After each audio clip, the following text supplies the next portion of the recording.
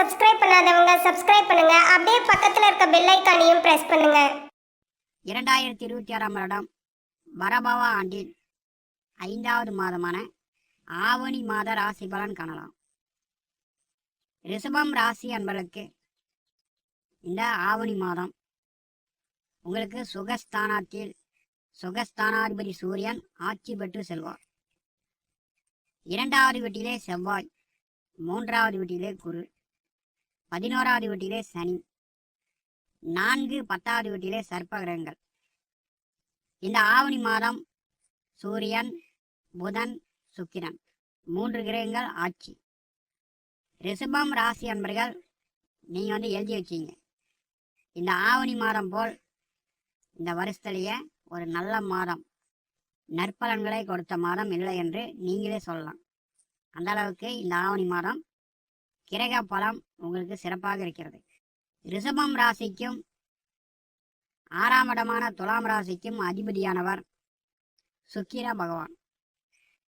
ஆவணி மாதம் 15 வரை 5வது வீட்டிலே பூர்வ புண்ணிய புத்திரஸ்தானத்திலே நீச்சமாக சனிச்செவ்வாய் பார்வையில் சுக்கிர பகவான் அமர்ந்திருக்கிறார். இப்போ பார்த்தீங்கன்னா இறந்தவர்களுடைய அருளாசி உங்களுக்கு பரிபூர்ணமாக கிடைக்கும். இறந்தவர்களுக்கு திதி கொடுப்பவர்கள், தர்ப்பணம் கொடுப்பவர்கள் நீங்கள் இந்த ஆவணி மாதத்தை பயன்படுத்திக்கலாம். இறந்தவர்களுக்கு சாமி கும்பிட்டீங்கன்னா இறந்தவர்களுடைய ஆசீர்வாதம் பரிபூர்ணமாக கிடைக்கும்.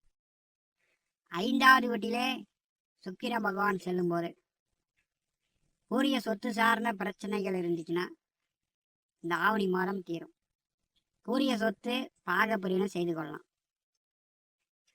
5வது வீட்டிலே சுக்கிரன் செல்லும் போது குழந்தைகளுக்கு நல்ல மகிழ்ச்சி, சந்தோஷம், நல்ல வருமானம், சம்பாத்தியம். ஆவணி 15, ஆவணி மாதம் 15ஆம் தேதி 6ஆம் இடத்திற்கு சுக்கிரன் துலாம் ராசியில் ஆட்சி பெறுவார். வேலை தேடிக்கொண்டிருப்பவர்களுக்கு வேலை கிடைக்கும். உங்களுக்கு 6ஆம் வீட்டிலே ராசிநாதன் ஆட்சி பெறும்போது வேலைக்கு தேடிக்கொண்டிருப்பவர்களுக்கு வேலை கிடைக்கும். வேலையில் இருப்பவர்களுக்கு பதவி உயர்வு, உத்தியோகம், கூடுதல் சம்பளம் இப்படி எதிர்பார்க்கலாம். துலாம் ராசியில் சுக்கிரன் ஆட்சி பெறும்போது நண்பர்கள், கூட்டாளிகள், உறவினர்கள், சொந்தக்காரர்களுடைய ஒற்றுமை, உதவி, சந்தோஷம் ஏற்படும். ரிஷபராசி என்பதற்கு சுக்கிரன் இந்த ஆவணி மாதம் தரக்கூடிய பலன். உங்களுக்கு 4வது வீட்டிலே மாத கிரகமான சூரியன் ஆட்சி பெற்று செல்கிறார். ராசி கேந்திரம் உங்களுக்கு பலம் பெறுகிறது. இந்த மாதம் பார்த்தீங்கன்னா 10ஆம் தேதி சந்திர கிரகணம் நிகழ்கிறது. உங்களுக்கு பாதகாதிபதி கிரகண தோஷத்தில் இந்த மாதம் செல்கிறார். துலாம் ராசி என்பதற்கு 4ஆம் இடம் சிறப்பாக இருக்கும்போது அங்கே பார்த்தீங்கன்னா 17ஆம் தேதி வரை புதன் 4வது வீட்டிலே கேது அமர்ந்திருக்கிறார். கேது, சூரியன், புதன். வீடு, வண்டி, வாகனம், சொத்து, நிலம் சார்ந்து பிரச்சனைகள் உள்ளவர் அந்த பிரச்சனைகள் தீரும். அரசு சலுகைகள், அரசு உதவிகள், அரசு வேலை, அரசு உத்தியோகம் பார்க்கக்கூடியவர்கள் உங்களுக்கு உதவி செய்வாங்க. 4ஆம் அதிபதி 4வது வீட்டிலே ஆட்சி பெற்று செல்லும் போது பார்த்தீங்கன்னா ரிஷபராசி என்பதற்கு அரசு வழியில் உதவி உண்டு. சிலர் புதுசாக வீடு கட்டலாம், புதிய வண்டி வாகனம் வாங்கலாம். 4ஆம் இடம் உங்களுக்கு பலமாகிறது. உடலில் இருந்து வந்த நோய் நொடி தொந்தரவு நீங்கும். உடல் ஆரோக்கியம் நன்றாக இருக்கும். சூரியன் ஆட்சி பெறுவது ரிஷபராசி என்பதற்கு பெரும்பாலும் நன்மைதான். 2, 5ஆம் அதிபதி 4ஆம் வீட்டில் சூரியனோடு செல்லும் போது அரசு வருமானம், அரசு சம்பாத்தியம், அரசு சலுகைகள் ரிஷபராசி என்பவர்கள் எதிர்பார்க்கலாம்.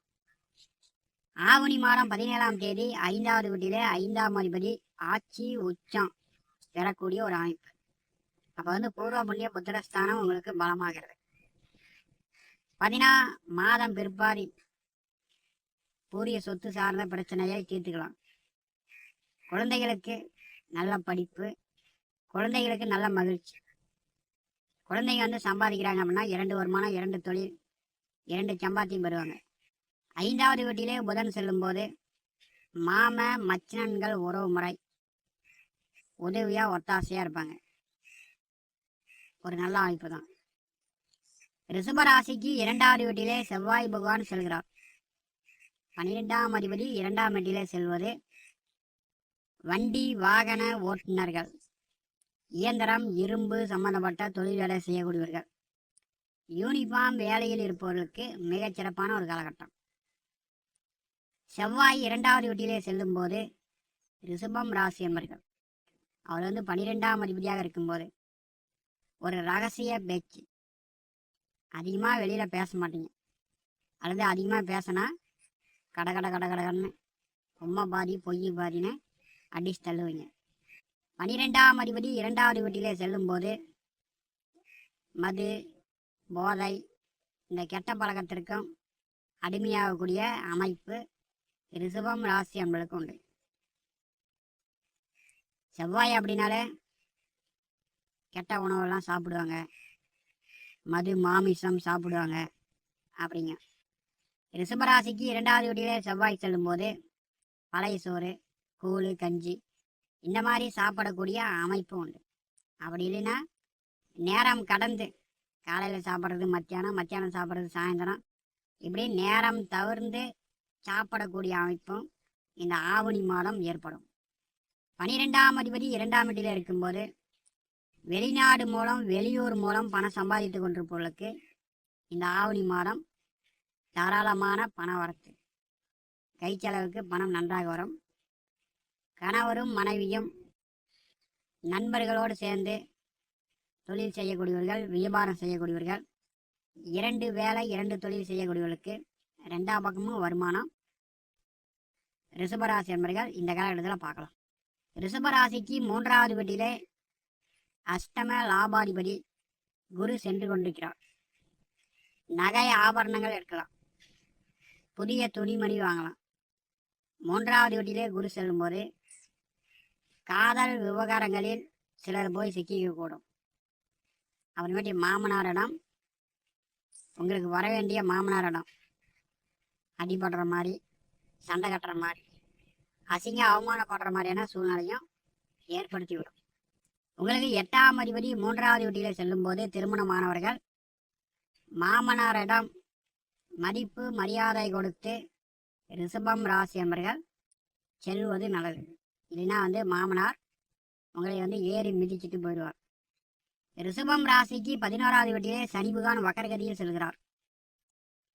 லாபச்சனியாக ஒரு நல்ல மாற்றத்தை கொடுத்து கொண்டிருந்த சனி வக்கரகதியில் செல்லும்போது தொழில்ஸ்தானத்தையும் இயக்குவார்.